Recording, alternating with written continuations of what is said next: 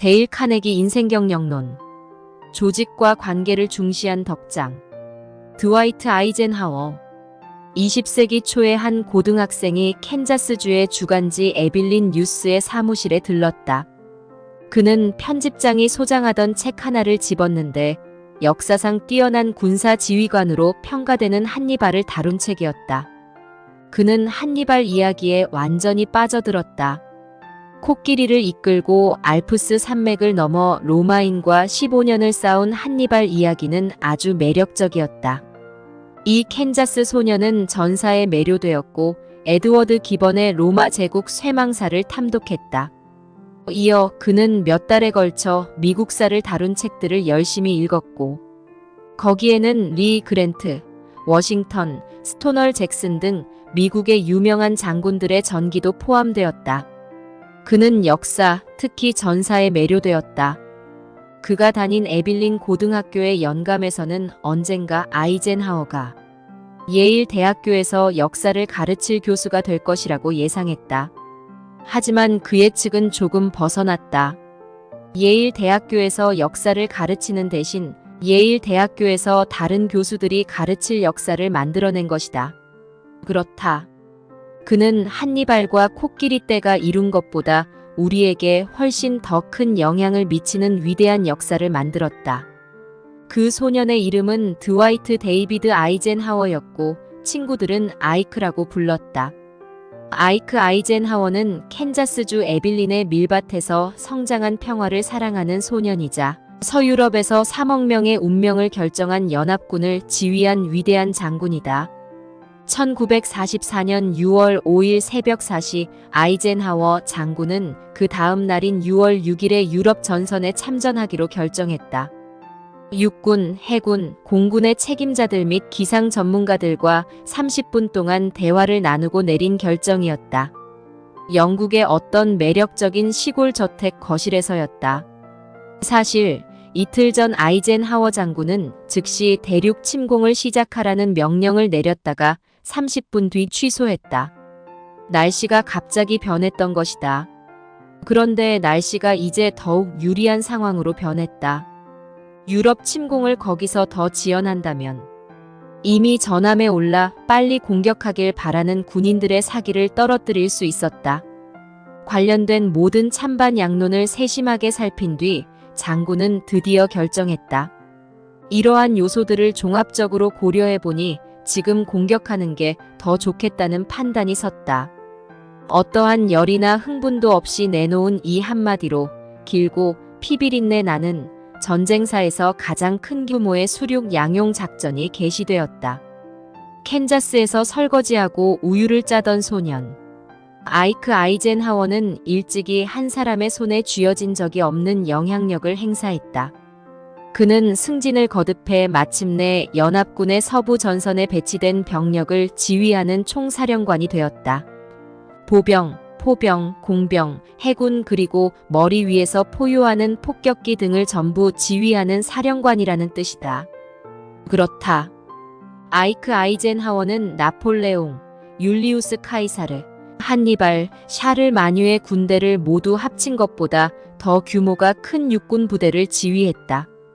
그는 넬슨, 호킨스, 드레이크, 존 폴 존스, 그리고 듀이 제독의 함대를 모두 합친 것보다 더 큰 규모의 해군 부대를 지휘했다. 나아가 여태껏 인류가 상상해 본 적이 없는 아주 대규모의 공군력 또한 지휘했다. 그는 조용하고 차분한 방식으로 이런 압도적인 책임을 감당했다. 지난 여러 해 동안 훈련해오고 지극히 사소한 사항까지 완벽하게 준비하고 믿기지 않을 정도로 많은 전쟁 물자를 축적한 덕분이었다. 성공을 위한 그의 방식은 무척 단순했다. 그는 이렇게 말했다. 아주 사소한 사항까지 계획하고 커다란 죽음의 낫으로 상대방을 베어넘긴다.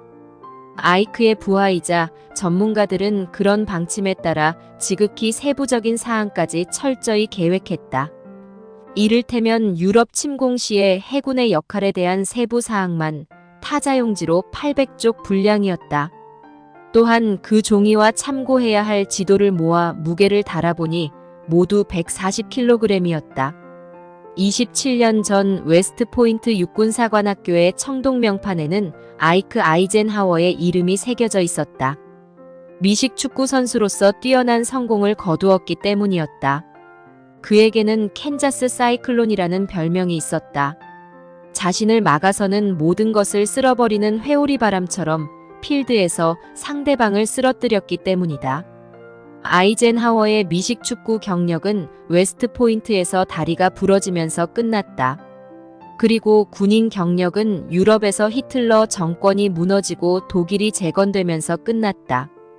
아이젠하워는 루스벨트 대통령과 윈스턴 처칠뿐만 아니라 스탈린이 꼽은 최우선 연합군 총사령관 후보였다. 실제로 아이젠하워는 루스벨트 대통령이 스탈린에게 보낸 편지를 영국의 집무실 책상 서랍에 늘 보관해 두었다. 편지에는 아이크 아이젠하워가 연합군의 총사령관이 될 것임을 알려주는 내용이 담겨 있었다. 34년 전 아이젠하워가 웨스트포인트에 가고 싶다는 의사를 밝혔을 때만 해도 그의 가족은 큰 충격에 휩싸였다. 가족 모두가 독실한 기독교 신자로 전쟁 자체를 반대하는 그리스도 형제연합교회라는 종파에 소속되어 몇 세대를 살아왔기 때문이다. 아이크 아이젠하워의 할아버지는 그 교회의 목사였고 독일어로 설교했다. 부모도 교회가 설립한 대학에서 처음 만났다. 때문에 아들이 군인이 되고 싶다고 했을 때 부모가 얼마나 놀라고 충격을 받았을지 상상이 된다. 하지만 아이젠하워는 이미 결심을 굳혔고 아무리 부모가 마음을 돌리려고 해도 소용이 없었다. 처음에 그는 애나폴리스 해군사관학교에 입학해 해군 장교가 되려고 했다. 어린 시절부터 친구였던 에버렛 헤즐럿이 그곳에 갈 생각이었고 아이젠하워도 사소한 실수만 없었더라면 분명 그곳에 입학했을 것이다. 해군사관학교는 20살 이하의 학생만 받는다는 입학 규정이 있었는데 아이크가 지원하려고 했던 때에는 이미 나이가 넘어 있었다. 아이젠하워 장군이 육군에서 놀라울 정도로 빠르게 진급한 이유는 풍부한 지식, 끊임없는 훈련, 뛰어난 판단력, 온화한 품성 그리고 상황을 잘 처리하는 능력 때문이기도 했지만 무엇보다 휘하 장병을 잘 이끄는 뛰어난 리더십 덕분이었다. 리더는 아랫사람이 처벌의 두려움이나 보상에 대한 기대 없이 조직의 일을 하도록 설득하는 사람이라고 할 수 있는데 아이젠하워 장군은 그 자질이 비상할 정도로 뛰어났다. 모두가 그를 좋아했다. 아이젠하워는 종종 육군이 가장 선호하는 장군으로 통했고 그에게는 인품이라는 정의하기 힘든 자질이 풍부하게 있었다. 부인은 이렇게 말했다. 아이크는 내가 만난 사람들 중 가장 호감 가는 미소를 지닌 사람이에요. 또 대화 능력이 놀라울 정도예요. 박학다식해 거의 모든 분야에 정통하기까지 해요. 남편이 말하는 걸 듣는 건 즐거워요. 오랜 세월 함께 살아왔지만 여전히 남편한테 빠져들어요. 부인이 남편에 대해 이처럼 극찬하는 경우는 시몽색 루비를 만나는 일보다 드문 일이므로 경청할 필요가 있다. 윈스턴 처칠도 한때 아이젠하워에게 말했다. 아이크, 내가 당신을 좋아하는 건 당신이 영광을 차지하려고 이리저리 뛰어다니는 사람이 아니기 때문입니다. 처칠이 정확히 말했다. 아이젠하워는 영광을 차지하려고 사방팔방 뛰어다니는 사람이 분명 아니었다. 어떻게든 주목을 받고 인기를 독차지하려던 적이 한 번도 없었다. 그는 에이브러햄 링컨이 그랬던 것처럼 개인적 영광 따위는 신경 쓰지 않았다. 그는 예복에 메달을 꺼는 것도 거부했으며 치장용 장식띠를 두른 적도 거의 없었다. 시간 낭비를 싫어했으며 심지어 영국의 중요한 사회적 모임에도 참석하지 않았다. 또한 사령부를 아이젠하워 사령부가 아니라 연합군 사령부로 불려야 한다고 고집해 관철했다. 그는 평생 술을 마시지 않았다. 극비 정보를 많이 알고 있어 술에 취하면 실수할지도 모른다는 것이 그 이유였다. 평소에는 브리지와 포커를 즐겼다. 카드놀이를 하면 대부분 이겼는데 특히 포커에서 더 높은 승률을 기록했다. 포커에 이기는 모든 수를 알고 있으며 상대의 인간성을 잘 읽기 때문이었다. 전쟁사에 대한 지식은 경이로운 수준이었다. 북아프리카에서 군사작전을 수행 중일 때 누군가 이탈리아에서의 한니발 장군의 활약상을 물었다. 아이젠하워는 40분 동안 상세하게 한니발의 전쟁을 설명해 듣는 사람들을 깜짝 놀라게 했다. 사실 참모 중 한 명은 예수가 태어나기 200년 전에 벌어진 고대 로마의 여러 전투에 대해 아이젠하워가 그토록 많은 세부 사항을 정확히 기억하는 것은 무리라고 생각했다. 그러나 관련 사실을 역사서에서 확인하고는 아이젠하워가 전부 옳았음을 알게 되었다. 아이젠하워는 웨스트포인트를 졸업한 이후 전사와 군사 문제를 연구하는 일에 여가 시간 대부분을 사용해왔다. 그는 속독가이기도 했다. 아이젠하워의 아들은 평상시 아버지가 서부극 잡지 한 무더기를 하룻밤에 모조리 읽어치운다고 내게 말했다. 그런데 그가 유럽군을 지휘하기 위해 영국으로 건너가는 비행기에는 단 한 권의 책만 갖고 갔는데 그것은 바로 성경이었다. 아이젠하워는 대개 하루 16시간에서 18시간을 일한다. 그는 5시간만 자면 충분하고 보통 동이 트면 일어난다. 그에게는 이런 일과가 새로울 것이 전혀 없었다. 캔자스에서 유년 시절을 보낼 때도 겨울 아침이라도 4시 반이면 일어나곤 했다. 온도계가 영하 20도를 가리키는 추운 집에서 일어나 부엌 난로에 불을 붙였고 가족을 위해 아침을 요리했다. 아이젠하워 장군은 평소에 잘 먹는 일에 큰 관심이 있었다. 그의 어머니는 아들만 6이 있었고 딸은 없었기에 어머니를 부엌에서 자주 도와드렸다. 존 아이젠하워는 아버지가 요리 실력에 자부심을 갖고 있으며 특히 감자 샐러드와 채소 수프를 만드는 능력은 세상에서 가장 뛰어나다고 우긴다고 내게 말했다. 장군은 부엌에서 부인을 내보내고 요리에 식사를 준비하고 이후 설거지까지 하는 것으로 잘 알려져 있다. 그러니 부인이 남편을 훌륭한 이야기꾼이라고 칭송하는 것도 그리 놀라운 일이 아니다. 아이젠하워 장군은 웨스트포인트에서 최우등 학점을 받지는 못했다. 164명의 동기생 중 61등이었지만 이때 최고 학점보다 대단히 중요한 무언가를 얻었다. 그것은 인생에 대한 명확한 비전이었다. 그는 한참 전에 또 다른 세계대전이 벌어질 것이라고 예측했고 그런 이야기를 하도 많이 하고 다녀서 재앙 예언가 아이크라는 별명도 얻었다. 또한 전투기와 탱크가 현대전쟁에서 대변역을 일으킬 것이라고 내다보았다. 그는 당시 육군 항공대로 배속되길 바랐지만 아내가 반대하는 바람에 그만두었다. 그래서 탱크 쪽으로 방향을 틀었고 미국 육군 최초의 기갑부대를 조직했다. 아이젠하워는 28살 생일을 맞은 날 중령 계급으로 기갑부대의 부대장에 부임되었다. 아이크와 휘하 기갑부대는 1918년 11월 11일 유럽행 수송함에 올라탔으나 그 무렵 제1차 세계대전이 갑자기 종식되었다. 이제 장군에 대한 비범한 사실을 말하고자 한다. 그는 역사상 가장 강력한 육군, 해군, 공군의 연합군을 지휘했지만 정작 본인은 전투에 직접 참여한 적이 한 번도 없었다. 심지어 소대 단위의 부대를 이끌고 야전에 나선 적도 없었다. 아이젠하워 장군보다 실전 경험이 더 많은 군인은 수만 명이 넘을 것이다. 하지만 그의 주 임무는 포격이 계속되는 전장에 나가 싸우는 일이 아니라 전투를 치르는 장군과 제독을 서로 조화시키고 총체적으로 지휘하는 것이었다. 아이크 장군의 진짜 이름은 드와이트 데이비드 아이젠하워다. 어머니는 아들을 아이크로 부르는 것을 아주 싫어했다.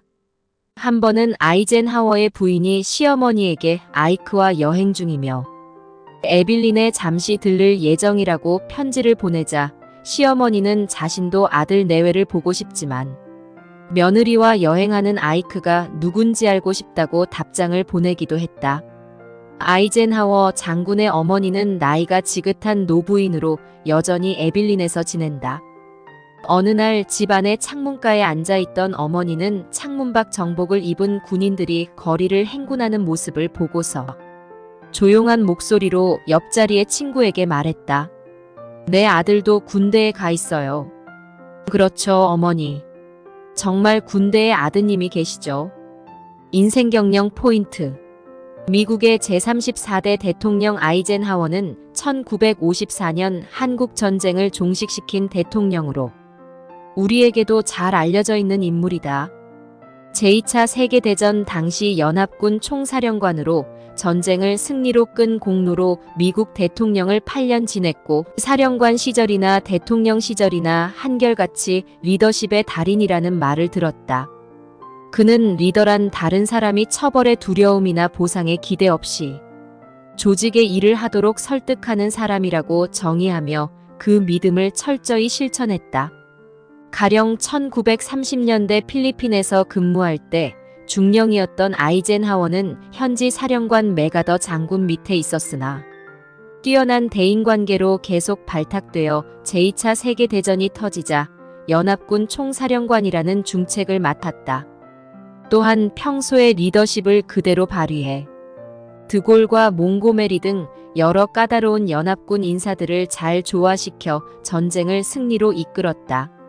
그렇게 해 과거의 상관이었던 메가더를 제치고 미국 대통령에도 당선될 수 있었다. 그의 리더십의 비결은 작은 것도 놓치지 않는 꼼꼼함이었다. 악마는 디테일에 깃들어 있다면서 사소한 것도 철저히 조사해 파악하고 대비했고 실전에 적용했다. 천리길도 한 걸음부터라는 말을 실천한 것이다.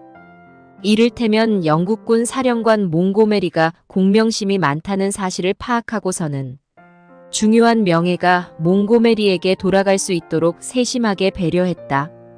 또 파리에 입성할 때는 드골 휘하의 자유 프랑스 군대가 연합군과 함께 들어갈 수 있도록 했다.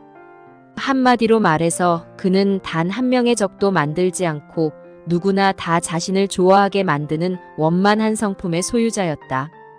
아이젠하워의 원만한 대인관계는 리더십의 요체가 무엇인지 잘 말해준다. 데일 카네기의 인생경영론. 용기와 투쟁을 중시한 맹장. 더글러스 메가더. 미 육군의 역사에서 활과 화살부터 전투기까지 모든 종류의 전장을 경험한 장군은 한 명밖에 없다. 현재 남서 태평양 작전의 총책임자인 더글러스 메가더이다. 메가더 장군은 인디언들이 쏜 화살이 윙윙거리며 날아가는 소리는 물론이고 일본군의 급강하 폭격기가 쎄행하고 날아가는 소리도 들었다. 미국 상비군 대령이었던 메가더 장군의 아버지는 남북 전쟁 종료 후 지금은 뉴멕시코주로 통합된 광대한 영토에 배속되어 근무했다. 그 시절은 실로 거칠고 사나웠다. 카스터 장군 휘하의 미국 기병대가 인디언의 공격으로 전멸한 사건이 벌어진 때였으며 거리에는 빌리 더 키드와 와일드 빌 히코크 같은 서부의 무법 총잡이들이 활보했다. 메가더의 아버지와 휘하 병사들은 그런 무법 천지의 치안 유지를 위해 주둔했다.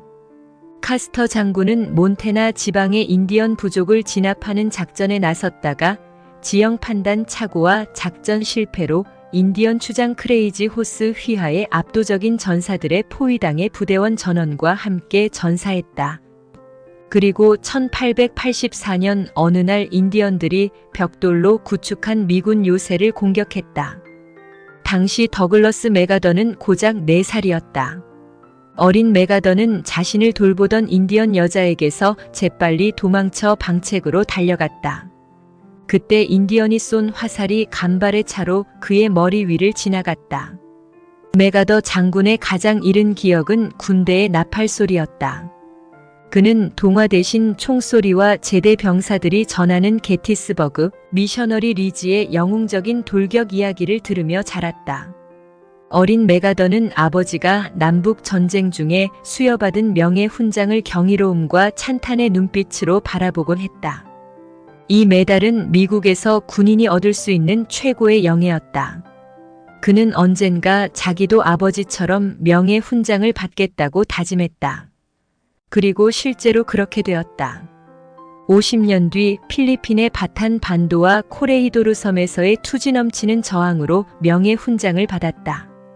일본군은 바탄 반도의 바다와 공중을 장악했지만 메가더의 병력은 10배가 넘는 적과 싸웠다.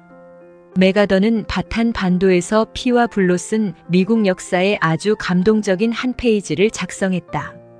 메가더 장군은 남을 잘 격려하는 그런 부류의 사람은 아니다. 친구들은 그를 무척 칭송하지만 그의 이름을 다정하게 부를 수 있는 사람은 거의 없다. 심지어 아내조차도 그를 장군이라고 부른다. 앨런 포프 대령은 메가더와 미국의 육군사관학교 웨스트포인트 동창으로 그와 친밀하게 지낸다. 그는 메가더가 정중한 사람이었고 다채로운 언어로 극적으로 이야기하는 전통적인 신사였다고 내게 말했다. 포프 대령은 메가더 장군이 말을 간략하게 하면서도 각 음절을 또렷하게 발음한다고 했다. 메가더 장군은 훌륭한 군인이자 전사이지만 무척 감상적이기도 하다. 웨스트포인트에서 함께 사관 후보생으로 지낼 때 포프와 메가더는 데이비드 워필드 주연의 더 뮤직 마스터를 보러 갔고 메가더는 연극에 무척 열중해 눈물을 흘리면서 감상했다. 메가더는 필리핀에 갔을 때 분별을 흐리게 할 정도의 더위와 지루함으로 다른 많은 젊은 장교들처럼 술과 춤에 매혹되기도 했다. 하지만 그렇게 유혹에 휩쓸릴 때면 전신 거울 앞에 서서 이등병에게 호통치는 하사처럼 자기에게 설교를 늘어놓으며 경계했다. 장군은 지난 25년간 웨스트포인트 육군사관학교를 졸업한 학생 중에 가장 높은 평점을 받은 인물이다. 동기 중에서도 최고 득점자였다. 동기들은 그가 지휘관이 될 운명이라고 생각했다. 운명은 늘 그에게 미소를 지었다. 그의 근무 기록을 여기서 간단히 소개해보겠다. 더글러스 메가더 장군은 최연소로 소장으로 진급했다. 2번이나 사성 장군에 임명된 첫 미국인이었고 최연소 웨스트포인트 교장을 지냈다. 그는 다른 어떤 육군 장교보다 더 많은 훈장을 받았으며 10곳의 외국 정부도 그에게 훈장을 내렸다. 그는 필리핀에서 육군 장군 최초로 육군 원수가 되었으며 연합국의 육군, 해군, 공군을 온전히 지휘한 첫 미국인이었다. 그랜트 장군 이후 최연소 육군 대장이었고 명예훈장을 받은 첫 육군 대장이기도 하다. 필리핀 연방은 그를 군사 고문으로 대우했고 고문의 자격으로는 세상에서 연봉이 가장 높았다. 또한 메가더는 미국 육군의 최연소 참모총장이었으며 4년 임기가 끝날 때 재임명된 최초의 육군 참모총장이기도 했다. 이와 비슷한 기록을 달성한 사람이 미국군 역사에 또 있는가? 없다. 메가더 장군은 제1차 세계대전 때 프랑스 생미엘에 대한 대규모 미군 공격이 시작되던 날 고열에 시달렸다. 하지만 메가더는 84여단의 공격을 직접 지휘하기로 결심했다. 그는 몸에 힘이 없어 전선까지 걸어가지 못할 것을 두려워했다. 그래서 그는 4명의 당번병에게 그날 아침에 들것으로 자기를 전선으로 옮겨달라고 부탁했다. 작고한 휴 존슨 장군은 심술궂고 직설적인 비평가였는데 메가더에 대해 이런 말을 남겼다. 메가더 장군은 싸우다 죽든지 일하다 죽지 절대로 침대에 누워 죽을 사람이 아니었다. 제1차 세계대전 중 폭격이 난무하는 전장에 용감히 나서는 메가더를 말릴 수 있는 사람은 아무도 없었다. 그는 휘하 병사들과 함께 직접 전투에 뛰어들어 화제가 되었다. 그런 직접적인 용맹으로 널리 칭송받았는데 특히 휘하 장병들이 기관총 진지를 점령할 수 있도록 도운 일로 표창장을 받기도 했다. 용기가 지배하는 전장에서 당신의 용기는 가장 돋보였다. 그는 제1차 세계대전 중 독가스에 공격당했고 2번 부상을 입었다. 또한 총격이 벌어지는 전장에서 극도의 용맹을 보여준 것으로 13번 훈장을 받았고 7번 더 표창장을 받았다. 1918년 국무장관인 뉴튼 베이커가 메가더의 투지에 감탄해 그를 제1차 세계대전에서 가장 돋보인 미국 장군이라고 칭송한 것은 그리 놀라운 일도 아니다. 메가더는 그 시절 휘하 병력과 함께 습격에 나설 때 총도 칼도 권총도 들지 않았고 오로지 승마용 채찍만 들었다. 부하들은 그를 가리켜 물불 가리지 않는 저돌적 전사라고 불렀다. 메가더는 자신이 용기를 보이면 병사들에게도 자연스럽게 용감함이 전해질 것이라고 믿었다. 그는 모범을 보이는 것이 자기 일이라고 생각했다.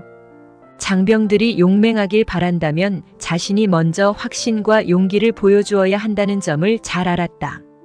그래서 그는 마닐라에서 사령부 위로 나부끼는 성조기를 절대 내리지 않았다.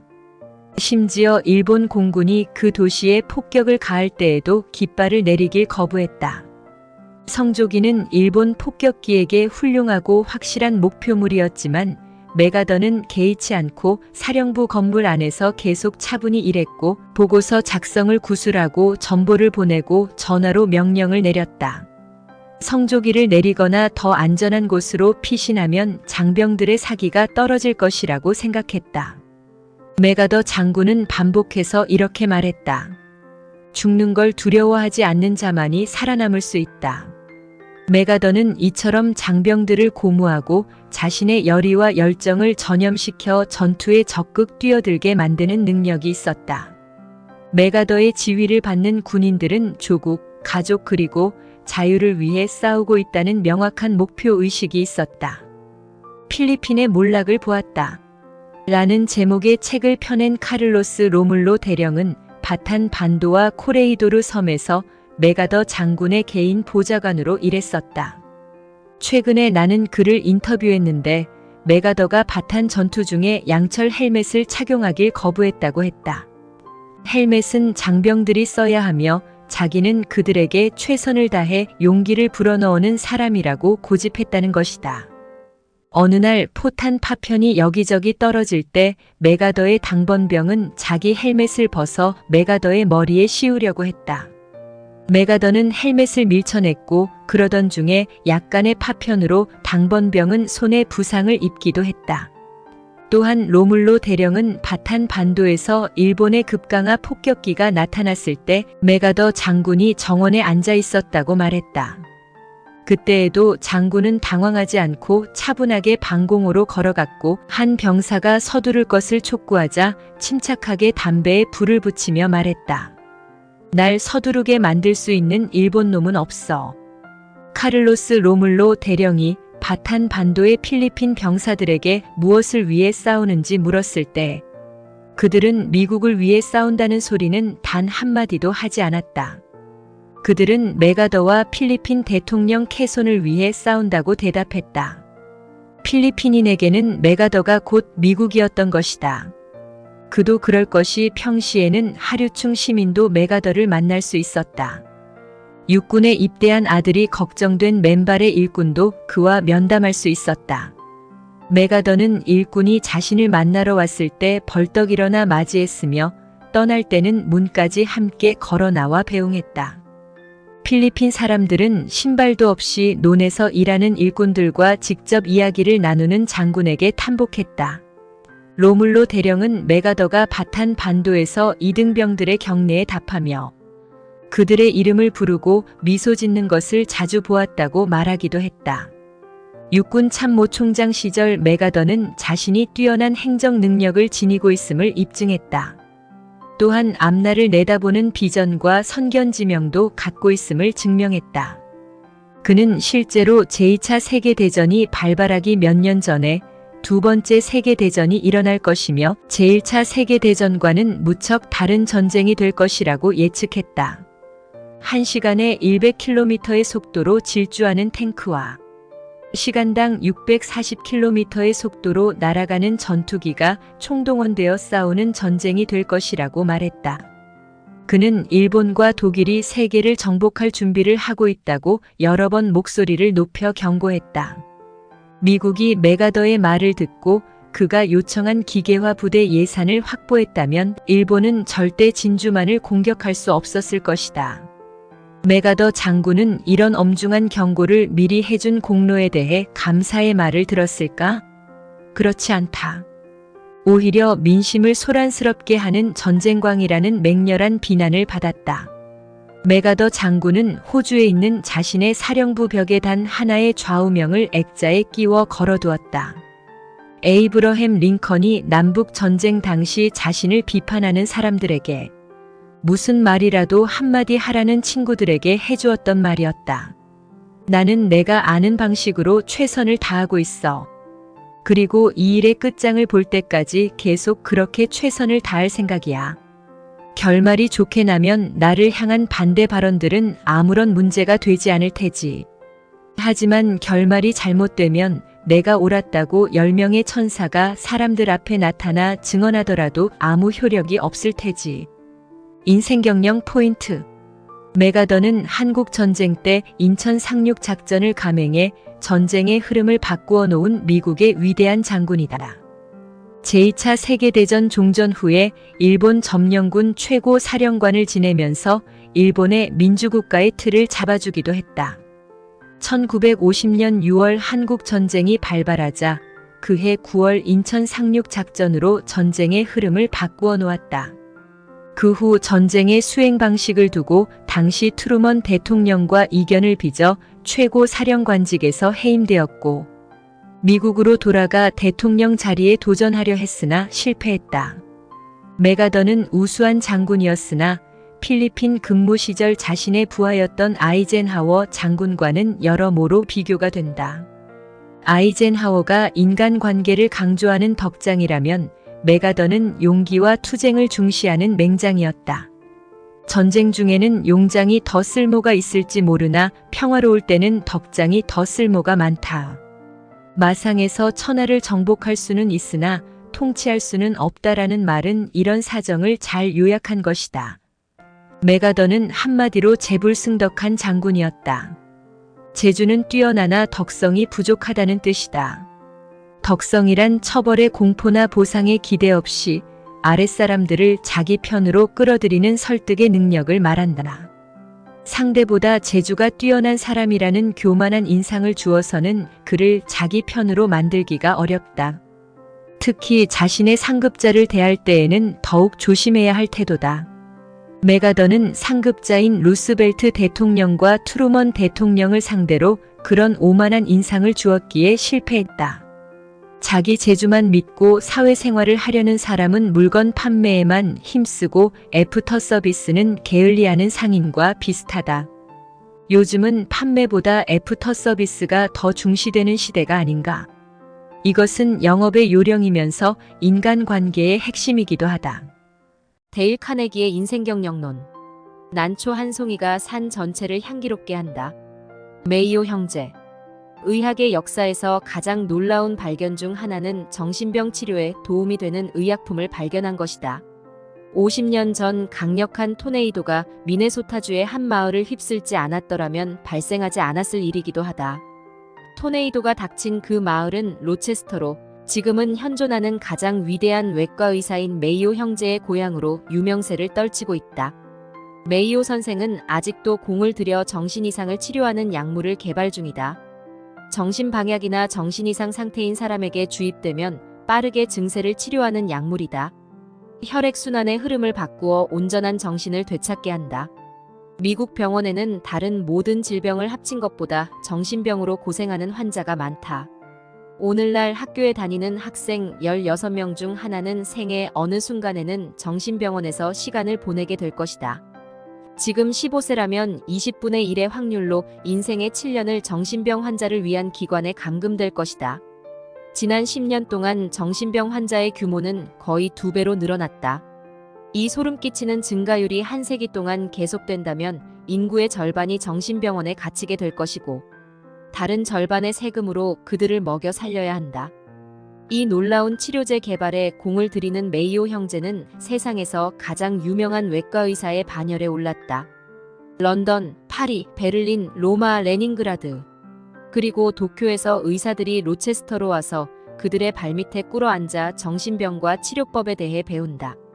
한 해 6만 명의 환자가 메이오 병원에 마치 성지처럼 순례 여행을 오는데 그들 중 대다수는 죽음을 벗어날 마지막 기회로 여기고 이 병원을 찾는다.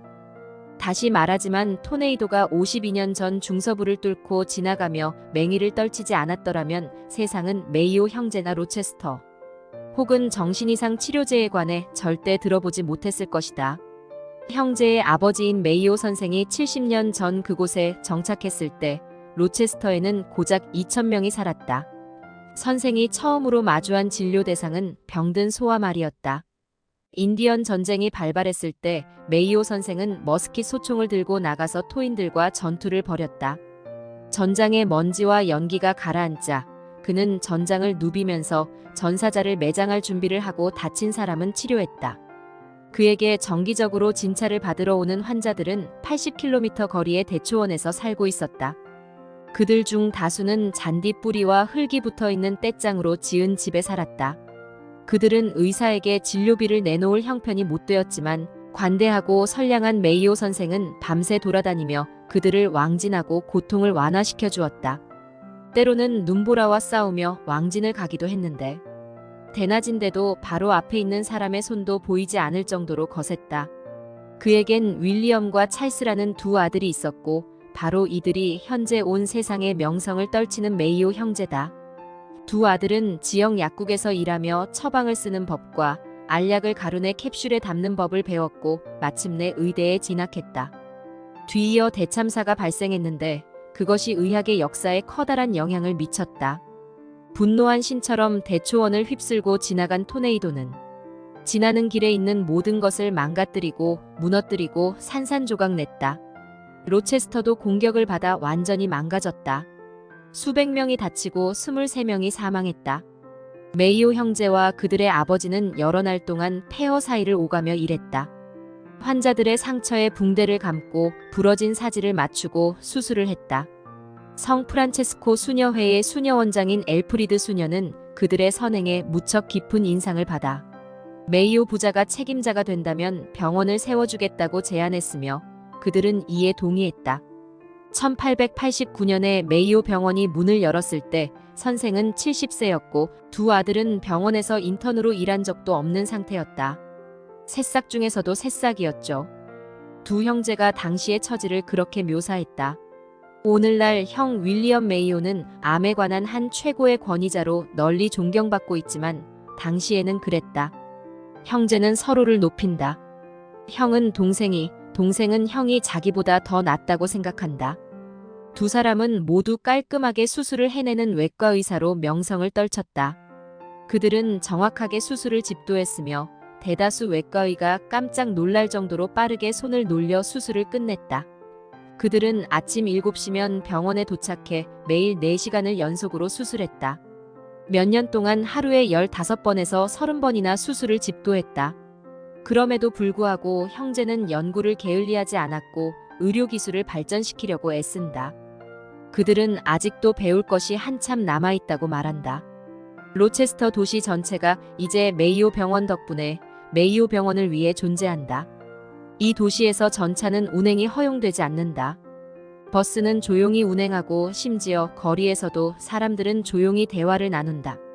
메이오 병원에서는 극빈자든 은행장이든 농부든 영화계 스타든 모두 대기실에서 차례를 기다려야 했으며 똑같은 대우를 받았다. 부자는 자기 분수에 따라 치료비를 냈지만 돈을 낼 수 없다는 이유로 치료를 거부당하는 사람은 없었다. 메이오 형제가 하는 일 중 3분의 1은 자선 사업이다. 그들은 치료비 때문에 소송을 한 적도 없었고 나중에 청구하려고 장부에 기록해둔 치료비도 없었으며 치료비를 받으려고 환자의 집을 저당 잡은 적도 없었다. 그들은 치료 당시 환자가 자신의 형편에 따라 내놓는 적은 치료비를 받고서도 괜찮다고 말하며 돌려보냈으면 수술을 진행하기 전에 돈을 얼마나 낼 수 있는지 물어본 적도 없었다. 어떤 환자는 자기 목숨을 구해주었다고 감사해하며 농장을 담보 삼아 치료비를 마련해냈다.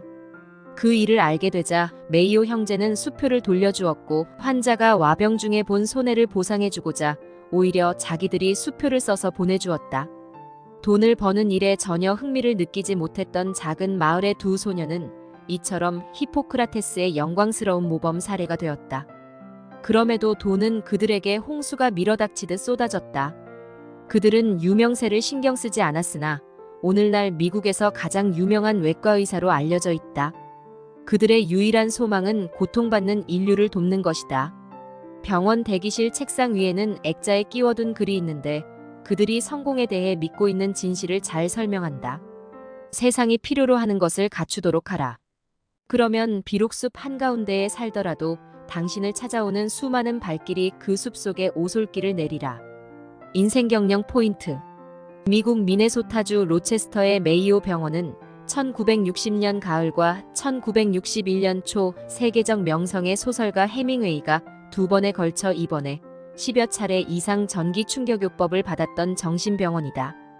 이 병원이 설립된 직접적인 배경은 당시 로체스터를 휩쓸고 간 토네이도였다. 그때 발생한 환자를 치료하기 위해 헌신했던 메이오 형제와 그들의 아버지에게 감동한 한 기독교 단체가 병원을 세워준 것이다. 이후 형제의 헌신적인 노력으로 병원은 명성을 더해가게 된다. 아무리 선한 목적을 가지고 있다고 하더라도 병원도 수익을 생각하지 않을 수 없다. 하지만 메이오 형제는 세상의 계산법과는 정반대의 길을 걸었다. 돈이 없는 환자에게 치료비를 깎아주기도 했고 덜어는 받지 않기도 한 것이다. 이런 그들의 행동은 오히려 병원의 명성을 높였고 더욱 많은 환자를 찾아들게 했다. 옥돌은 땅에 묻혀 있어도 사람들이 열심히 찾아다니고 심산유곡에 숨어있는 한 송이의 난초는 산 전체를 향기롭게 하는 법이다. 메이오 형제의 삶이 바로 그런 경우였다. 사람을 따르게 만드는 힘. 레이먼드 디트마스. 중남미산 독사 부시마스터가 뉴욕에 도착했을 때 수천 명의 구경꾼이 브롱스 동물원으로 몰려들었다. 이놈은 길이가 2m 정도인 새끼였지만 날카로운 송곳니에는 순식간에 죽음을 선사하는 독이 가득했다. 동물원의 파충류 관리자 레이먼드 디트마스는 25년 동안 부시마스터를 찾아다녔고 마침내 손에 넣고 난 뒤에는 놈에게 먹이를 강제로 먹여야 했다. 나는 어떻게 먹이를 주었는지 물었는데 그는 간단하다고 답했다. 뱀의 입을 지뢰로 들어올려 목구멍 안쪽으로 고기를 집은 막대기를 쑤셔 넣으면 된다는 것이다. 그것이 바로 레이먼드 디트마스가 뱀에 대해 갖고 있는 생각이다. 그는 수천 마리의 뱀을 취급했지만 단 한 번도 물리지 않았다. 그럼에도 불구하고 그의 무서운 친구들과 잘 어울리지 못하는 사람들을 위해 혈청 개발 작업에 적극 협조했다. 여러 해에 걸쳐 개발한 이 혈청은 뱀에 물린 수천 명의 목숨을 구했다. 소년 시절 디트마스의 아버지는 아들이 육군에서 장교로 일하길 원했기에 사관 학원에 보내 웨스트포인트 진학을 준비시켰다. 하지만 아무 소용없는 일이었다. 디트마스의 젊은 피는 야생의 부름에 더 매혹되었다.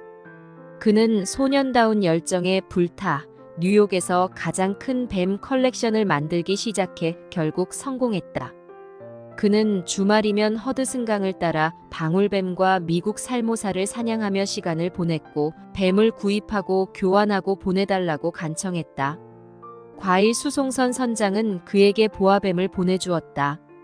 그는 서인도 제도 과학자들에게 편지를 보내 미국 뱀과 그쪽 정글의 우글거리는 파충류를 교환하기도 했다. 마침내 뱀 컬렉션은 엄청나게 거대하고 위험할 정도로 많아져서 어머니는 아들에게 집 위층 전부를 내주어야 했다. 이 소식을 들은 여러 신문사는 흥미진진한 기사를 내보냈고 뱀 마술사들과 서커스 관계자들은 그를 만나러 왔다. 디트마스의 집은 지역에서 일대 센세이션이 되었다. 자기가 키우는 파충류에게 먹이를 주려면 돈이 필요했기에 그는 속기를 공부했다. 아버지는 디킨스의 소설을 큰 목소리로 읽어주었고 그는 받아 적으며 속기를 연습했다. 그는 속기로 적은 디킨스 소설들을 지금까지 가지고 있는데 무척 귀중한 보물로 여긴다. 훗날 신문 기자가 되었을 때는 차이나타운의 여러 식당의 지하에 덫을 놓고서 그렇게 해서 잡힌 쥐를 뱀들에게 먹이로 주기도 했다. 뉴욕시는 대형 동물원을 세우기로 결정하면서 디트마스를 파충류 담당자로 채용했다.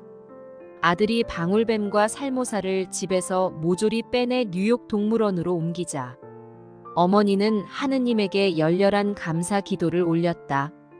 그때가 1899년이었다. 그 후로 뉴욕은 세상에서 가장 훌륭한 동물 컬렉션을 만들어 왔다. 디트마스가 뱀에 관한 세계 최고의 권위자로만 인정받는 것은 아니다. 그가 원숭이를 여러 마리 키우면 얼마나 재미있을지 상상할 수도 있다. 몇 년 전 디트마스 박사는 스카스데일에 있는 자택에서 원숭이 몇 마리를 기르기로 했다. 그리고 어느 날 가족이 집을 떠나 있는 동안 원숭이들은 우리에서 뛰쳐나가 그들만의 축제를 열었다. 찬장 꼭대기에 오른 그들은 펄쩍 뛰어 식탁 위에 설치된 샹들리에에 매달렸다. 정말 환상적이지 않은가? 샹들리에는 마치 정글의 포도나무처럼 흔들렸다. 원숭이들은 이리저리 뛰며 방향을 휙 바꾸며 움직였고 온갖 공중 묘기를 부려 샹들리에는 거의 천장에서 떨어질 뻔했다. 그러다가 집에는 누전까지 발생했다. 그런데 디트마스 박사는 집에 불이 난 후 몽땅 타버리지 않은 것이 더 놀라웠다고 말했다. 그날 원숭이들은 낡은 신발 한 짝을 어디선가 가져와서 피아노 건반을 마구 두드렸다. 도자기를 박살냈고 카펫 위에 피크를 이리저리 뿌렸고 거울에 차가운 크림을 마구 발라 더럽혔고 재봉틀 서랍을 열어 실타래를 마구 풀었고 집안 곳곳에 실을 감았다. 옷장 서랍을 뒤집기도 하고 부엌에서 프라이팬을 꺼내 위층 침대 밑에다 감추었다. 마침내 가족이 돌아왔을 때 집은 마치 허리케인이 휩쓸고 지나간 듯한 상태였다. 박사는 이렇게 말했다. 원숭이를 여러 마리 키우면 재미있다는 게 바로 이런 거로군. 인생경영 포인트. 뱀을 좋아해 집의 2층을 전부 하래에 키우고 그것을 인연으로 동물원 사육사까지 된 디트마스의 인생은 한마디로 비범하다. 동물원 파충류 책임자가 되고 나서도 뱀을 모으고 키우고 구경시키는 일 이외에 또다시 집에 원숭이 여러 마리를 기를 정도로 동물을 사랑했으니 말이다. 집을 잠깐 비운 뒤 키우던 원숭이가 집 안을 난장판으로 만들어 놓은 것을 본 디트마스가 중얼거린 원숭이를 여러 마리 키우면 재미있다는 게 바로 이런 거로군이라는 말은 그의 비범함과 카리스마를 단적으로 보여준다. 카리스마는 다른 사람을 매료시키고 영향을 끼치는 능력으로 인간관계에서 중요한 자질이다. 특히 리더십을 이야기할 때 카리스마는 강조되곤 한다. 아무리 무서운 독사라도 카리스마가 있는 뱀꾼 앞에서 꼼짝하지 못하는데 이는 뱀꾼이 오랫동안 뱀을 관찰하고 공부해 뱀의 약점을 잘 알고 있기 때문이다. 이처럼 카리스마는 뱀에게도 전해져 뱀꾼을 공격하지 않고 따르게 만드는데 하물며 가장 좋은 의사소통 도구인 언어를 가진 사람 사이에는 어떠하겠는가. 누군가가 자신을 따르게 만들고 싶다면 진정으로 상대에게 애정을 갖고 행동해야 할 것이다. 모난 돌이 정을 맞는 법이다. 베니토 무솔리니. 무솔리니는 자기가 어린 시절 이웃 사람들에게 망나니처럼 굴었던 것을 자랑했다. 공격적이고 적대적인 그는 항상 주변에 골칫거리였다. 눈에 멍이 들고 코에 피를 흘리며 집으로 돌아오는 일이 빈번했고 때로는 돌에 맞아 머리가 찢어진 채로 귀가하기도 했다. 하지만 집에서 멀리 떨어진 학교로 가게 되었을 때 그는 무척 여린 모습을 보였고 고향에 대한 향수로 눈물을 흘리기까지 했다. 무솔리니의 아버지는 당대 가장 맹렬한 국제혁명가였고 그는 멕시코 역사상 가장 과격한 혁명가인 베니토 후아레스의 이름을 따서 아들의 이름을 지었다. 무솔리니는 학교에서 퇴학당했고 나중에는 스위스와 프랑스에서도 쫓겨났는데 평소의 과격한 행동 때문이었다. 그는 감옥을 11번이나 들락거렸다. 그는 엄청난 독서가이기도 했다. 한 번은 경찰이 그를 투옥시키려고 찾아왔을 때 이런 말을 하기도 했다. 부디 이 장을 다 읽을 때까지만 기다려주시오. 그럼 같이 가겠소. 인생의 여러 단계에서 그는 사회주의자, 공산주의자, 무정부주의자, 파시스트였다. 당연히 그 과정에서 많은 적들, 그것도 숙적들을 만들었다. 여러 사람이 그를 암살하려고 했다. 무솔리니의 모토는 위험하게 살기였으며 실제로 그렇게 살았다. 그는 펜싱을 배웠고 수많은 결투를 벌였다. 책상에는 단검 한 자루와 권총 2정을 두고 일했고 책장에는 폭탄을 절반쯤 채워둔 상태로 비상사태에 대비했다. 적은 그를 죽이려 들었고 그도 그런 상황에 철저히 대비했다. 한 번은 이런 일도 있었다. 경찰이 사무실을 급습한 어느 가을날 그는 서둘러 빈 난로에 폭탄을 감추었고 그 사실을 모르는 사무실 사원은 폭탄이 여전히 난로에 있는 상태에서 불을 피웠다. 무솔리니가 1915년 이등병으로 입대하게 되었을 때는 사회주의 신문이 편집자이자 유명인사로 이름을 날리던 시기였다. 때문에 그는 참호에서 한참 떨어진 안전한 곳에서 소속 연대의 역사를 지필하게 해주겠다는 제안을 받았다. 그는 이에 벌컥 화를 내며 이렇게 말했다. 저는 여기 글을 쓰러 온 게 아닙니다. 싸우러 왔다고요. 얼마 뒤 그의 몸은 유탄의 파편으로 크게 찢겼다. 42군데를 다쳤고 상처를 모두 이으면 거의 1m가 될 수준이었다. 한 번은 이렇게 말했다. 저는 의무감으로 싸우는 군인을 원하지 않습니다. 싸우는 게 즐거워서 싸우는 자들을 원합니다. 그의 영웅은 율리우스 카이사르와 나폴레옹이었고 민병 때 지휘관으로 입은 회색 외투는 나폴레옹이 입었던 옷을 그대로 모방한 것이다. 무솔리니는 빈곤 속에서 자랐다. 아버지는 지하실에서 대장간을 운영했고 어머니는 거실 위층에서 학생들 몇 명을 가르쳤다. 가족은 무척 가난해 어머니가 정부에 편지를 보내 지원을 호소할 정도였다. 하지만 어떤 답장도 받지 못했다. 무솔리니는 15살이 될 때까지 글을 읽지 못했다. 16이 되어 글자를 깨우치고 나서는 외양간에 앉아 황소가 건초를 씹는 동안 빅토르 위고의 소설을 열심히 읽었다. 18이 되자 그는 시급 3펜스의 잡부로 일했고 잿더미에서 감자를 몇 알 구워 먹으며 식사를 대신했고 집더미 위에서 잠을 잤다. 철도 짐꾼, 벽돌공, 정육점 보조로 일했지만 해고당하기 일쑤였다. 그는 터벅터벅 걸어서 스위스로 넘어갔고 빵을 구걸하면서 다리 밑에서 생활했다. 경찰은 그를 불황죄로 체포했다. 19세기 영국에는 불황죄라는 것이 있었다. 18세기 산업혁명으로 수많은 사람들이 몰려들었으나 감당할 사회적 제도가 마련되어 있지 않아 일정한 주거지 없이 떠돌아다니는 사람이 불황죄로 잡혀 들어가곤 했다. 무솔리니는 돈에 관심을 보인 적이 한 번도 없었다. 한 번은 사회주의 신문사에서 일하던 때에 지금보다는 봉급을 더 받아야 하지 않겠느냐고 부인이 그를 강력히 설득한 적이 있었다. 그러자 그는 말했다. 돈 때문에 일하는 게 아니야. 이상을 실현하려고 일하는 거라고. 신문사가 봉급을 올려주겠다고 제안했을 때도 그는 거부했다.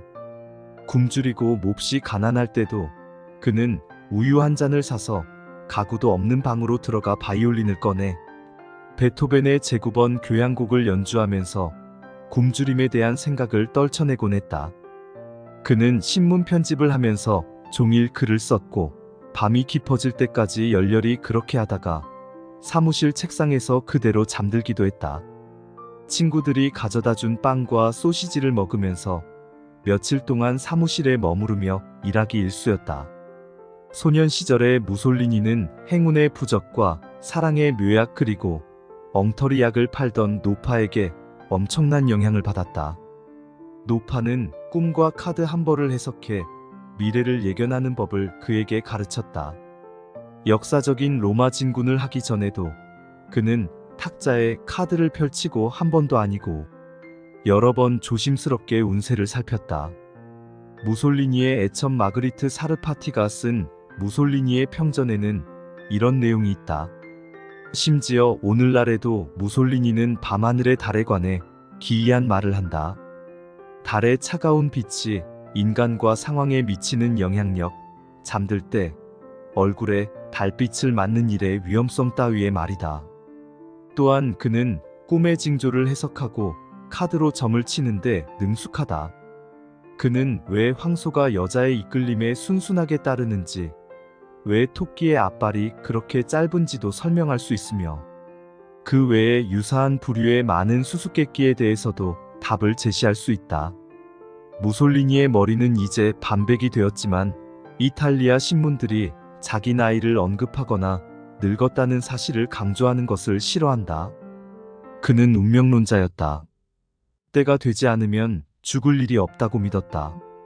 하지만 주변에는 300명의 경호원이 밀착해 그를 지켰고 매일 집과 집무실에서는 폭탄 유무를 확인하는 작업이 물샐 틈 없이 진행되었다. 심지어 하수관까지도 샅샅이 수색할 정도였다. 그에게는 친한 친구가 없었고 혼자 식사하는 것을 좋아했다. 그는 누구에게도 비밀을 털어놓지 않았으며 심지어 부인에게도 마찬가지였다. 한 번은 이렇게 말한 적도 있었다. 나를 낳아준 아버지가 다시 살아난다고 하더라도 절대 믿지 않는다. 매일 아침 그는 미지근한 물에 목욕을 했다. 찬물로 목욕하는 것은 신경에 좋지 않다는 생각이었다. 그는 시간을 아끼려고 아침에 직접 면도를 했다. 때로는 저녁에 이발사에게 면도를 시켰지만 말을 걸지 말라는 지시와 함께였다. 전 세계에서 받은 선물이 방 하나를 가득 채웠다. 이곳을 그는 공포박물관이라고 불렀다. 무솔리니는 1934년 1년 동안 6만 명의 사람을 만났으며 한 주에 1,000명, 하루에 150명 이상, 한 해에 비서들에게 거의 200만 건이나 되는 서류를 받기도 했다. 그는 어머니를 깊이 사랑해 어머니가 숨을 거두자 온몸이 마비될 정도로 큰 충격을 받았다. 그는 한때 어머니가 꼈던 작은 금반지를 오른손에 꼈다. 이 반지는 어머니가 즐겨 사용한 장신구 중 하나였으며 동시에 아들에게 남긴 유일한 유산이다. 인생경영 포인트. 이탈리아의 파시스트 독재자 무솔리니는 1922년에 로마로 진군해 최연소 총리가 되었고 정권을 잡았다. 이어 1924년 총선에서 승리해 절대 다수 의석을 확보했다. 이탈리아 국민들은 그의 권위를 존중했으며 천재라고 칭송했고 유럽과 미국에서도 높은 평가를 받았다. 그러나 그는 이탈리아 제국 건설이라는 황당한 꿈을 꾸면서 몰락하기 시작했다. 그는 제국 건설을 위해 1935년 아프리카의 아비시니아를 침공했다. 제2차 세계대전이 발발한 후에 히틀러 편을 들면서 인기가 추락했고 독일의 보호가 없으면 정권을 유지하기 어려운 상태로까지 내몰렸다. 연합군이 이탈리아를 침공해 들어오자 이탈리아 공산당은 무솔리니의 처형을 결정했다. 무솔리니는 최후의 막다른 골목에 봉착하자 내연녀 클라레타 페타치와 함께 독일 병사로 위장하고 이탈리아 국경을 빠져나가려다 발각되었다. 그리고 내연녀와 함께 총살되었다. 두 남녀는 기둥에 거꾸로 매달린 채 전시되어 일주일 동안 사람들의 구경거리가 되는 비참한 최후를 맞이했다. 무솔리니는 고집불통인데다 오만했고 친한 친구가 별로 없었다. 자기 혼자서 인생의 어려운 일들을 모두 헤쳐 아주 고단한 삶을 살았다. 우리 속담에도 모난 돌이 정을 맞는다고 했다. 원만한 인간관계의 중요성을 다시 한번 상기시키는 사례라고 하겠다. 전쟁을 이끄는 것은 결국 사람이다. 버나드 몽고메리. 지난 2500년 동안 902번의 전쟁이 있었지만 영국 장군 버나드 몽고메리 경은 전술에서 과거의 영광을 능가하는 기록을 새롭게 달성했다. 그는 역사의 모든 페이지에서 타의 추종을 불허하는 작전을 수행했다. 그와 나일강 육군인 영국군 제8군은 아프리카 사막을 가로질러 롬멜 장군과 나치 아프리카 군단을 15주 동안 2400km 가까이 추격했다. 이는 미국 대륙을 절반이나 횡단한 것과 같으며 대서양에서 콜로라도주 덴버까지 가는 거리와 맞먹는다. 사막의 작전이 시작되기 전 몽고메리 장군은 휘하 장병들에게 이것이 역사에 남을 결전, 즉 제2차 세계대전의 전환점이 될 것이라고 말했다. 그리고 예상대로 그렇게 되었다. 몽고메리 장군이 이집트의 엘 알라메인에서 패했다면 나치는 이집트, 수에즈 운하, 그리고 이란과 이라크의 유정까지 장악했을 것이다. 이어서 나치는 인도를 휩쓸고 일본과 손을 잡아 러시아와 중국으로부터 오는 모든 보급품을 끊어버렸을 것이다. 하지만 몽고메리 장군은 엘 알라메인 전투에서 거의 싸우지 못할 뻔했다. 제1차 세계대전 중 메테론 전투에서 폐를 심각하게 다쳐 문자 그대로 무덤으로 실려가 산채로 묻힐 뻔했기 때문이다. 이에 대해서는 그의 어머니의 말을 인용해보자. 쓰러진 버나드의 몸 위로 심장을 총에 맞은 버나드의 당번병은 쓰러졌다. 버나드는 의식을 잃었고 치료소로 실려갔는데 군의관은 30분 정도 살 수 있을 거라고 했다. 부대장인 대령은 무덤을 파라고 지시했고 버나드는 커다란 화물차에 실렸다. 버나드를 매장하러 가는 중에 운전병은 시체가 약간 움직이는 것 같다는 느낌이 들었다. 그는 군의관에게 소리 질렀다. 군의관님, 이 시체 죽지 않았습니다. 시체가 죽지 않은 것은 정말 다행이었다. 그는 제2차 세계대전에서 세상의 주목을 받게 된 가장 뛰어난 영국 장군 중 한 사람인 버나드 몽고메리였기 때문이다. 엘 알라메인의 몬티라는 별명을 가진 버나드 몽고메리 장군은 장군이라기보다는 목사에 더 가까웠다. 그는 사실 영국인이 아니었다. 런던에서 태어난 것은 맞지만 그는 아일랜드 혈통이었다. 부계와 모계가 다 그러했다. 그의 아버지 몽고메리는 태즈메이니아 주교였고 그 때문에 버나드 몽고메리도 스스로 어린 시절 아버지의 뒤를 따라 성직자가 될 것으로 예상했다. 1899년 12살 무렵 버나드는 런던의 거리에서 보어 전쟁에 나서고자 진군하는 군인들을 보게 되었다. 군악대는 마음을 뒤흔드는 군가를 연주했다. 거리는 큰 소리를 내며 응원하는 들뜬 군중들로 흘러넘쳤다. 그곳에 서 있던 소년 버나드 몽고메리는 어머니가 들려준 집안 사람들의 모험 이야기를 떠올렸다. 할아버지 로버트 몽고메리 경이 인도의 펀자브의 중장으로 부임해 인도의 반란에서 어떻게 명성을 얻었는지에 관한 이야기였다. 그때 그 이야기를 들으면서 12살 소녀는 감정이 벅차올라 주교가 아니라 할아버지처럼 훌륭한 군사 지휘관이 되겠다고 결심했다. 국기가 휘날리고 군중이 응원하는 가운데 언젠가 런던 거리를 따라 진군하겠다고 마음먹었다.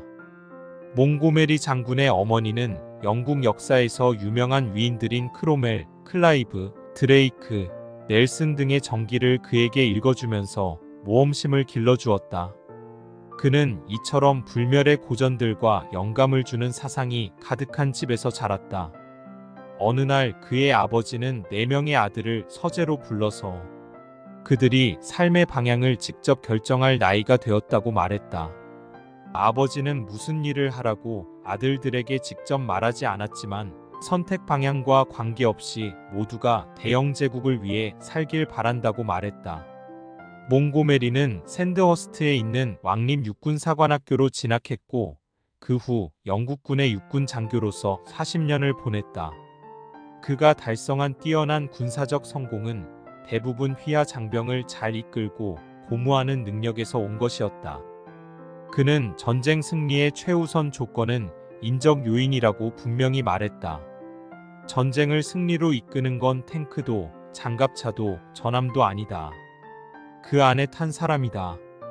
군인이라면 모두 눈빛에 투지가 서려 있어야 한다라는 것이 그의 지론이었다. 또한 자신의 제8군이 세상에서 가장 훌륭한 부대라고 말했다. 부대의 병사들은 영광에 휩싸여 있으며 적을 물리치는 일에 절대 실패하지 않고 세상 어떠한 군대도 부대의 앞길을 막을 수 없다고 믿었다. 그는 제8군이 자기와 똑같은 확신을 갖게 했고 그들에게 앞으로 해야 할 일을 정확하게 말해주었다. 그들에게 확고한 목표를 갖게 한 것이다. 승리를 달성하기 위해 필요한 장비, 탄약을 충분히 갖추고 공군력이 없는 한 제8군을 절대 전투에 내보내지 않을 것임을 공표했다. 몽고메리 장군은 병사들에게 자신은 전투 중에 2가지 원칙을 지킨다고 말했다. 첫째, 절대 서두르지 않는다. 둘째, 성공에 확신이 없는 작전은 절대 수행하지 않는다. 한 번은 휘하 병사들에게 이런 메시지를 전했다. 내가 이길 수 있다는 것을 확신하지 않으면 절대로 전투에 나서지 않는다. 전투에 임하는 것이 걱정되면 싸우지 않는다. 나는 준비가 완벽하게 될 때까지 기다린다. 몽고메리 장군은 군인이기만 한 게 아니다. 그는 카키색 군복을 입은 예리한 눈의 십자군이며 탱크를 타는 목사이기도 했다. 전투에서 오는 흥분을 즐기며 성과 악의 대쟁투인 아마겟돈에서 하나님을 위해 싸우고 있다고 확신했다. 그의 야전 사령부에는 책 2권이 늘 곁에 있는데, 하나는 존 버니언의 천로 역정, 그리고 다른 하나는 성경이다. 모든 장교에게도 성경 읽기를 권했다. 그의 영웅은 올리버 크로멜이다. 때문에 윈스턴 처칠이 그를 크로멜에 비교했을 때 무척 기뻐했다. 몽고메리 장군이 찬송가를 부르며 전투에 나가는 것을 보며 크로멜 부대도 그랬을까 하는 생각마저 들 정도다. 아이젠하워, 메가더 그리고 많은 다른 최고위 연합군 지휘관들처럼 몽고메리 장군은 신앙심이 깊은 사람이다. 그는 술을 마시지 않고 욕하지도 담배를 피우지도 않으며 매일 밤 기도를 올렸고 수입의 10분의 1을 교회에 드렸다. 그는 규율을 엄격히 강조하는 사람이기도 했다. 한 번은 군사회의에서 이런 명령도 내렸다. 흡연이나 기침은 용납하지 않겠다. 흡연은 금지할 것이다. 이제 2분 동안 기침을 하려면 해도 좋다. 이후 20분 동안 기침을 해선 안 되고 그 후 60초 동안 기침을 허용하겠다. 몽고메리 장군은 적을 개인적으로 증오하지는 않는다. 사막의 야전 사령부에서 그는 침대 위에 롬멜의 사진을 걸어두었다. 그는 전쟁이 터지기 전에 롬멜을 한번 만났으면 얼마나 좋았을까 하고 몇 번이나 말했다. 장차 싸우게 될 사람을 미리 만나 이야기를 해보았더라면 그 사람이 수행할 작전이 무엇인지 훨씬 짐작하기 쉬웠을 것이라는 이유였다. 심지어 롬멜의 오른팔인 비렐름 리터 폰 토마 장군을 포로로 잡았을 때 몽고메리는 그를 저녁 식사 손님으로 초청했다. 그는 그 자리에서 식탁보에 자기가 펼칠 작전의 계획을 그리며 롬멜이 이길 수 없음을 보여주었다. 몽고메리가 제12군단을 지휘하게 되었을 때 그는 다음과 같은 내용의 액자를 사무실 벽에 걸었다. 100% 적합한가? 활력이 넘치는가? 기꺼이 하려는 의지로 소리를 외치며 아침에 일어나는가? 하지만 사실을 말해보자면 몽고메리 장군 스스로는 아침에 그런 의지의 함성을 지르며 일어나지 않았다. 말이 난 김에 더 말해보자면 그는 어떠한 함성도 지르지 않았다.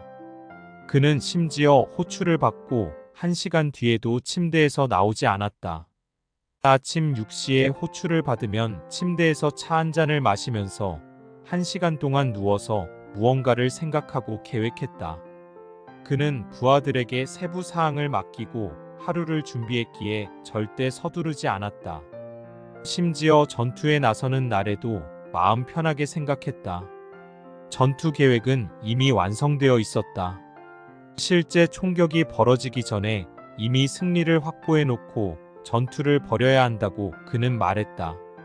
승리는 사전에 미리 세심하게 수립한 계획으로 얻을 수 있다는 이야기였다.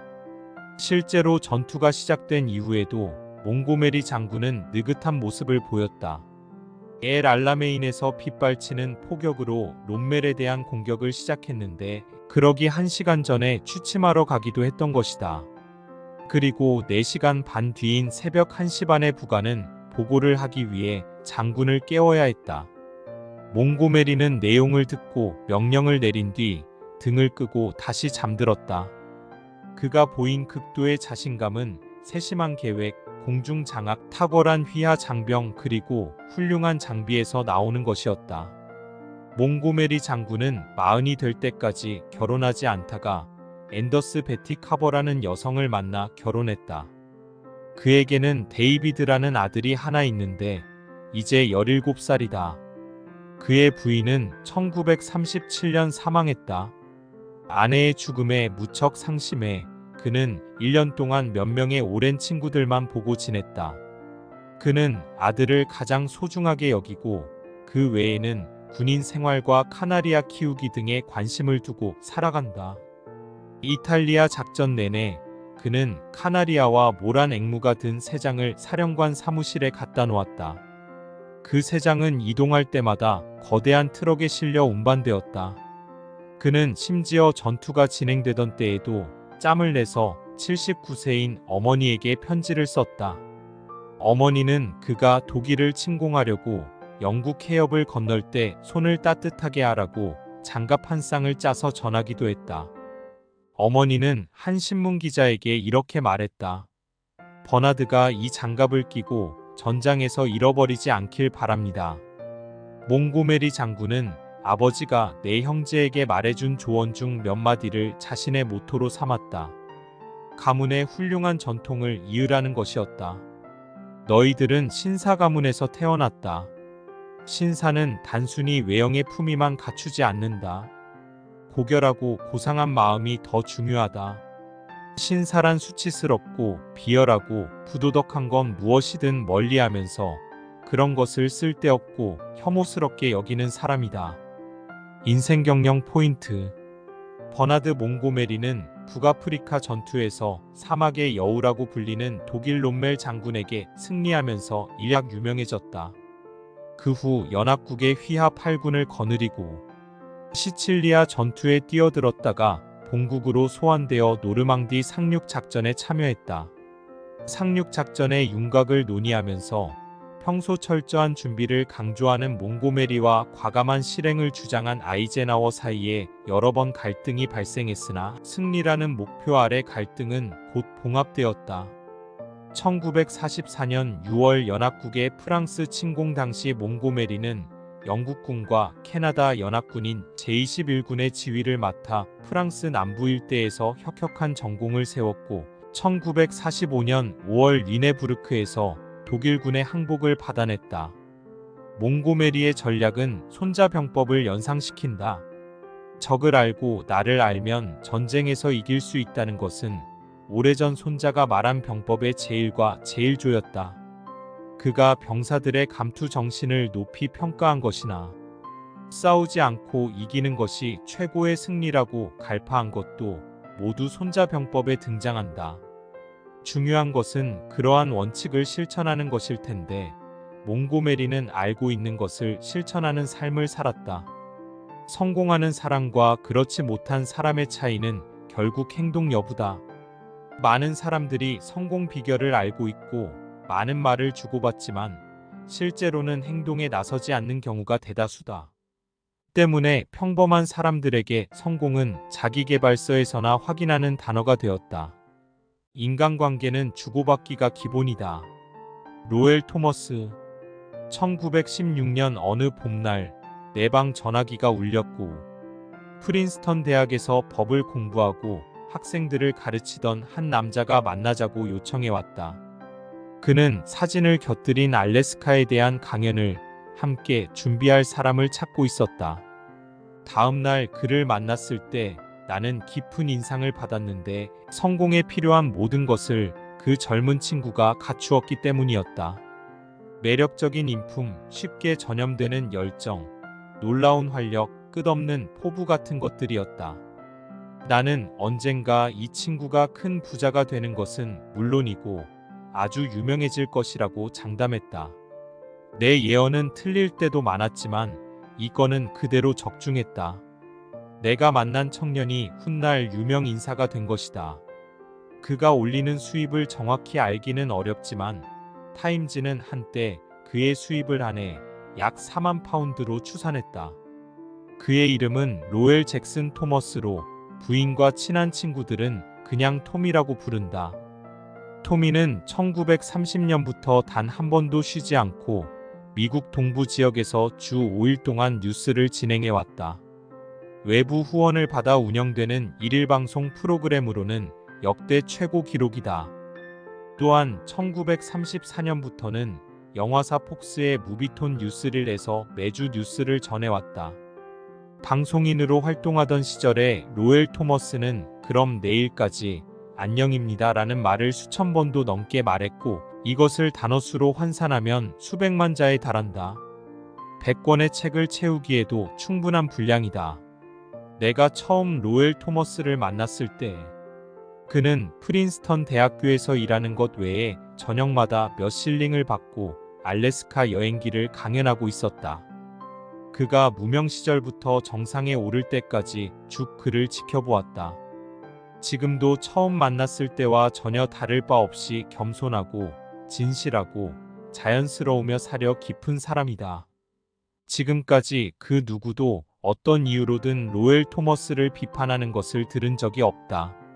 설사 이 세상에 그의 적이 딱 한 명이 있더라도 그가 누구인지 나는 모른다. 로엘 토머스는 부모로부터 깊은 영향을 받았다. 두 분 모두 교사였지만 아버지는 의사가 되기 위해 결국 교편을 놓았다. 이제 70대인 아버지는 여전히 뉴저지주에서 의원을 운영 중이며 최근에는 큰 규모의 해군 프로젝트에 참가해 내외과적 문제를 담당하고 있다. 소년 시절 토미의 상상력은 마르코 폴로, 마젤란, 데니얼 분, 그리고 로빈슨 크루소 등의 여행기와 모험기를 읽고서 불이 붙었다. 당시 그는 언젠가 자기도 세상 멀리 여행을 떠나 모험을 기록한 책을 쓸 것이라고 결심했다. 로엘 토머스처럼 불굴의 의지를 갖고 꿈을 현실로 구체화시키는 일을 완벽하게 성공시킨 사람은 그리 많지 않다. 그는 유럽, 아시아, 알래스카 그리고 호주를 돌아다니면서 몇 년을 보냈다. 영국 왕세자와 함께 인도를 여행했고 공식적으로 초청을 받아 아프가니스탄의 미개척 지역에 들어가 최초로 사진을 찍었다.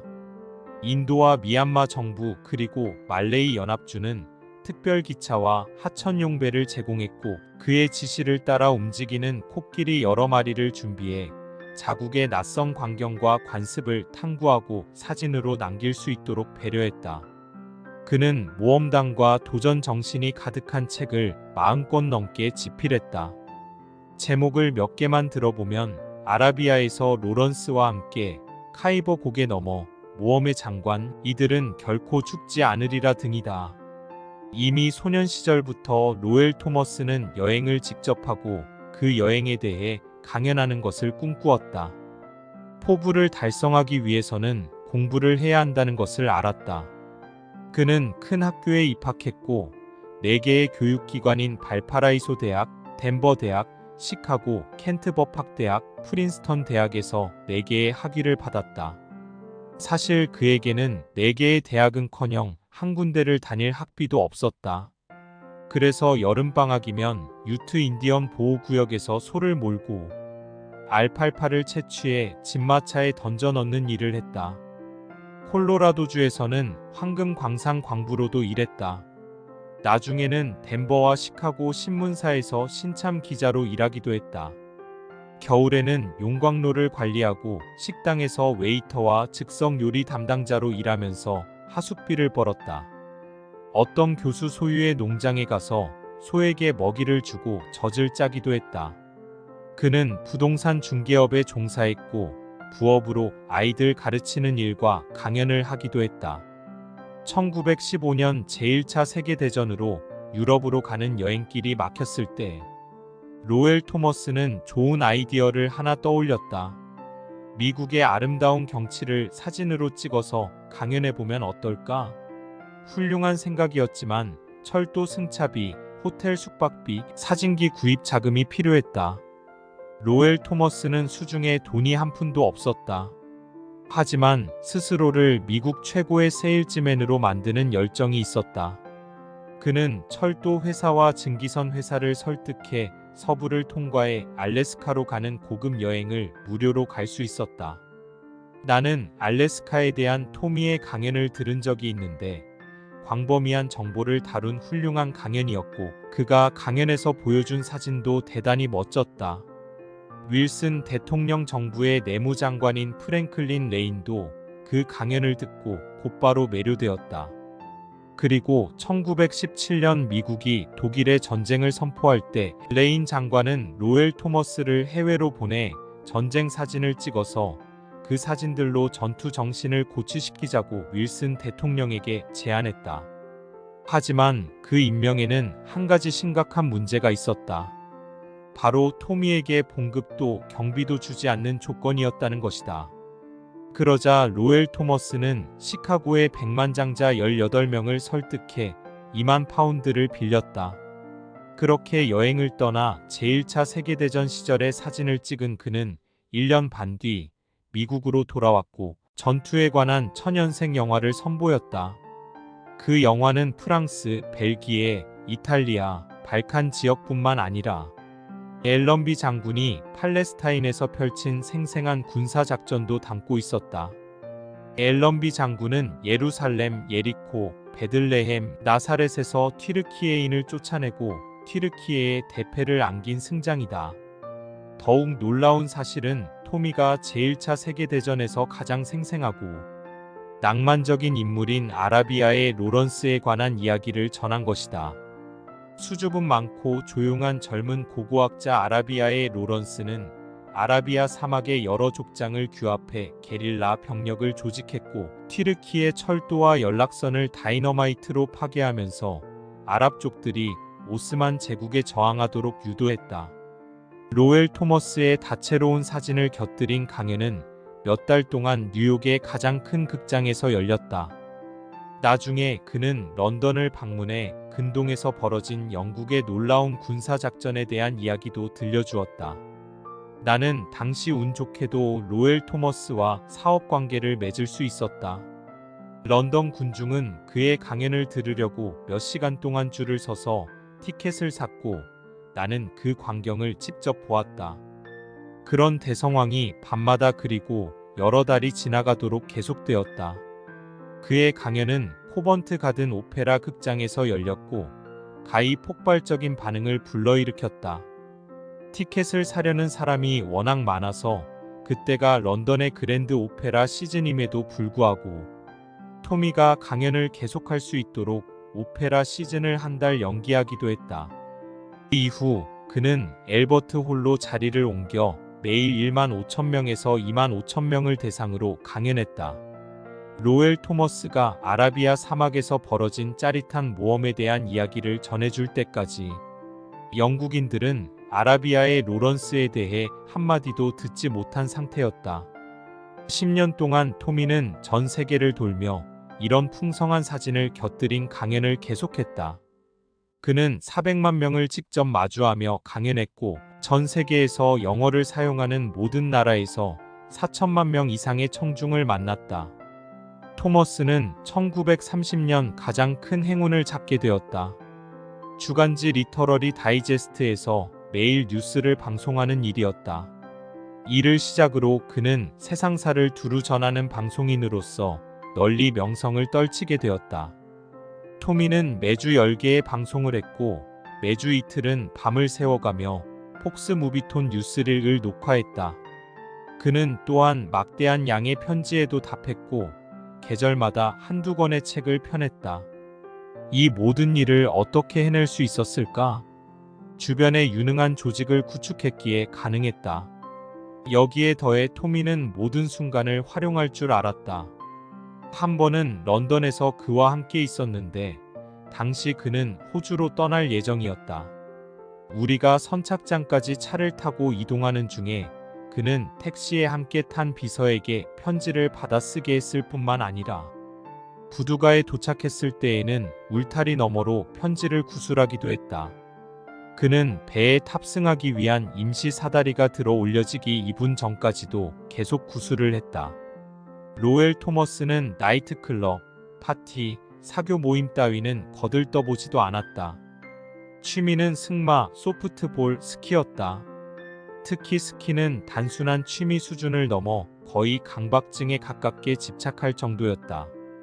겨울에는 때때로 일주일 동안 스키를 타기 위해 8,000km를 여행하기도 했다. 로엘 토머스는 덴버 대학을 다닐 때 만난 무척 아름답고 매력적인 프랜시스 라이언과 결혼했다.